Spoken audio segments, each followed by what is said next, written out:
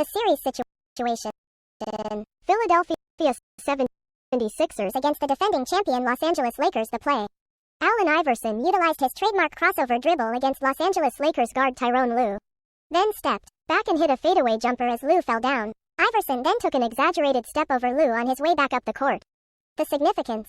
This play was an anointing of Iverson's place among the all-time greats, and as much about the player as it was the play. Iverson had just turned in his lone MVP season, averaging a league-leading 31.1 ppg. Iverson then carried the Sixers to the NBA Finals for the first time in nearly 2 decades, and to many of Iverson's fans it seemed as if there were more appearances to come. Iverson finished the game with 48 points as the Sixers won in overtime 107-101.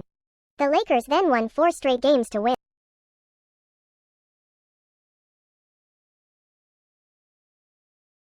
The series situation. Philadelphia 76ers against the defending champion Los Angeles Lakers. The play.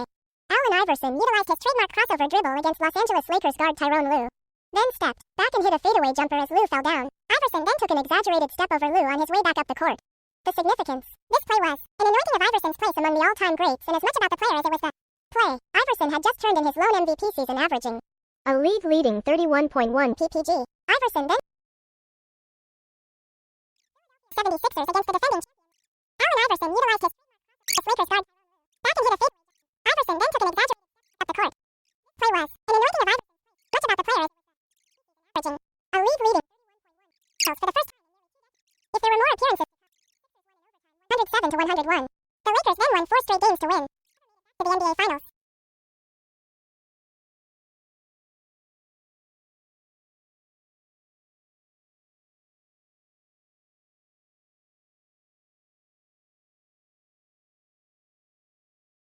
The series situation. Philadelphia 76ers against the defending champion Los Angeles Lakers. The play.